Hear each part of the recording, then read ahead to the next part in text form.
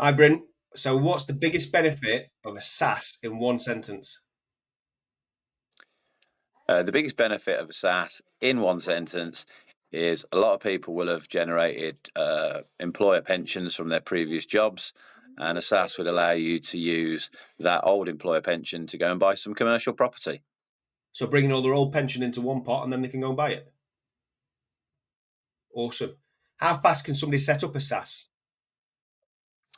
So that's a good question. If somebody approaches us for a SaaS, we could probably get most of the work done to set up a SaaS inside a week. We then have to go and approach HMRC to get them to tax register the SaaS, and that slows the whole process down. So HMRC are currently taking about 9 to 10 weeks to tax register a scheme. So I would say 10 to 11 weeks from start to finish. Not too bad. Not too bad to say you bring in money in to then start putting into your own property deals. So, No, not too bad. Back planning ahead, of course. So yeah, if you've got an old pension, or you're going to make a massive corporate profit, we'll go on to that a bit later. And you want to buy some commercial property in the future, yeah, just plan 10 to 11 weeks. So start with that in mind. brilliant. Can SaaS be used to buy residential property? Let's run with no, not really. There are some exemptions. Um, There are some exemptions around supported living, care provision, etc. But it's quite complicated. So if you run with no in the main, but possibly if you fit one of the exemptions, and that's just something you should chat to your SaaS administrator, such as ourselves, about before doing it. It's not a reason to do SaaS without getting full information beforehand. Yeah, great advice. Can you use SaaS to buy other property? Yes, you can. So as long as it's not a dwelling, then SaaS can be used. What's the maximum number of members allowed in a SaaS? The maximum number of members allowed in a SaaS is 11. Wow, that's more than expected. Yes, they're often referred to as family pension schemes, because they're very popular among small to medium-sized businesses, which are often family businesses. And family businesses tend to descend through the generations. So, grandpa and grandma set the business up, then had the two children, together with their husbands and wives, and then those husbands and wives will generally have children, who will also have husbands and wives. So 11 is the maximum number. Awesome. Is there a minimum amount required to start a SaaS? Okay, so the technical answer to that is no. No. As I mentioned earlier, if you're going to bring sort of a previous a pension from a previous employer over, then generally you would start the SaaS with zero in it, and then you would await the transfer of the other funds. The other thing that companies do, especially if you're predicting to make quite a large corporate profit and you want to use the pension contribution to reduce your corporation tax, then you can start your SaaS well in advance of year end to make sure that you've got a vehicle that you can profit dump into before year end. So no, you don't need. You can start SaaS with zero. Can people come to you not knowing how much they've got in their pension to start a SaaS? Yeah, they're more than welcome to come and have a chat with me. I will try to give them sort of helpful hints on how to go and find out the value before signing up for a SaaS, because we wouldn't want to set somebody off on the whole setting up a SaaS road without them being informed of potential opportunities, that setting up a SaaS will bring them. But it's not particularly difficult to find out the value of an old pension. You just need to know what to ask and where to go. Brilliant. That's a good one. What's the annual contribution limit for a SaaS, if there is one? So that's an interesting one. So every working person in the UK is allowed to contribute up to £60,000. The Tories quite helpfully put that up back in 2023.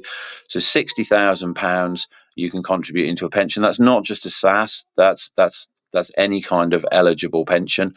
You need to remember that it's up to £60,000, and to get tax relief, your earnings in that tax year have to at least equal the amount you're going to contribute. Otherwise, HMRC can't contribute that. Can't give you the tax relief on that money.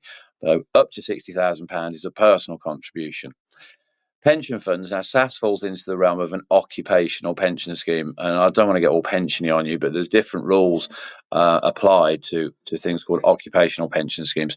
For example, British Airways, Marks and Spencers run pension schemes for their employees and are generally contributing 30 million, 40 million pound a year into the occupational pension scheme. So clearly different rules apply for a SSAS because it's an occupational pension scheme. Roger, accepted. Can you name one tax advantage for using a SSAS? Yeah, so not just a SSAS. This would be any eligible pension scheme would be tax relief. So tax relief is provided on pension contributions to the highest rate the contributor pays. So if you are paying personal contributions, you would receive tax relief from HMRC at the highest rate of income tax you pay, which could be up to 45%. And for companies, again, you would receive corporation tax relief at the highest rate the company pays, which could be up to 25%. So there's huge tax advantages to making pension contributions, and a SSAS is a pension vehicle that would be eligible. So is going off of that, is SSAS suitable for small businesses then? I would say yes. I would say SSAS's main the main people that start up SSASs are SME companies, so small to medium-sized enterprises. So generally between, I think, is it 1 and 250 employees and turnover between 100,000 and 50 million a year, I think is what qualifies as an SME. And I would say more or less exclusively SSAS customers are running small to medium-sized businesses. Amazing. So what's the common misconception about SSAS? So a common misconception about SSAS is what's colloquially called loan back. So there's a lot of people on the internet, social media, etc., that says you put money into a pension scheme that gets tax relief, borrow half of it back, or you could transfer your old employer scheme into a SSAS and lend your company half of it back. Sponsored employer loans, colloquially called loan back, is a feature of SSAS. It's a very relevant feature, but nothing is as simple as people like to make out. So I would say it's a commonly missold reason for SSASs being great is this thing called loan back. I would say be very careful, take advice of somebody that actually runs SSAS pension schemes for people before starting up a SSAS solely for the purpose of loan back, because you can often be quite disappointed. Roger, keen to learn more about that in later episodes. Can SSAS be inherited by family members? So inherited, yes. There's a number of different ways it's a pension scheme, so these rules would apply to any pension scheme that somebody has. They then become deceased. So generally, you'll have filled out an expression of wishes, which would dictate who you want your pension to go to, when you're no longer here. So pensions can be inherited free of inheritance tax currently. I know we've got a general election due, so these rules may change. So we're talking here on, what is it, the 29th of May 2024. I don't want a later episode to prove I'm different. So there may well be a change of law in this, but currently any money in your pension scheme can be inherited.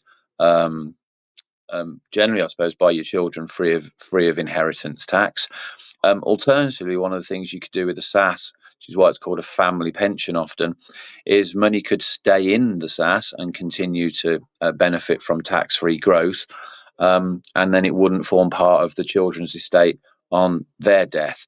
So it's a very powerful legacy tool, very suitable, as we said in a previous question, for small to medium-sized enterprises, because they're obviously or often legacy businesses.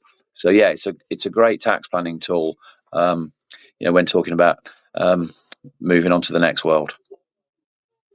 Yeah, hopefully not soon for me. What's the role of a SSAS trustee? Okay, so with a SSAS, all members, of which there could be up to 11, but if you start a SSAS as a one-person scheme, or if you have up to 11 members, all members have to be trustees. So all members have to take ownership and responsibility for that pension scheme. And this is important when we're talking about what investments the SSAS makes.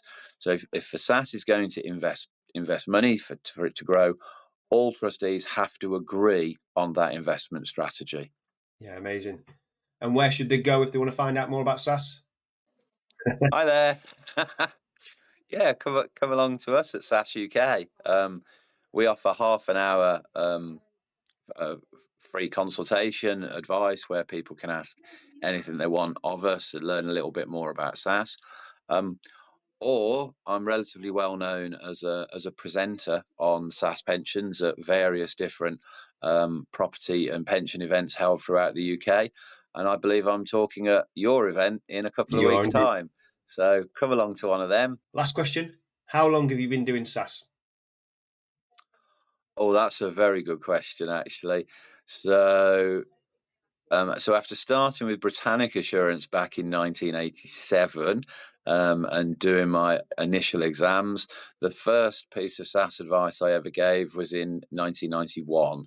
So I've been doing this for 33 years, Wow. and I've still got a smile on my face. So I'm obviously doing something right. It's a smile or a fear grin. No, it's a smile. I love helping other people.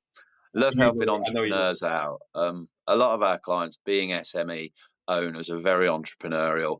I like working with entrepreneurial people. I'm an entrepreneur myself, so there's a lot of synergy there, and I love being able to sort of be slightly different in the pensions world and actually tell people how they can make use of, it's their money. I like being able to tell them how they can make use of it. Amazing. Really good. Thank Thank you. you. My pleasure. Thank you.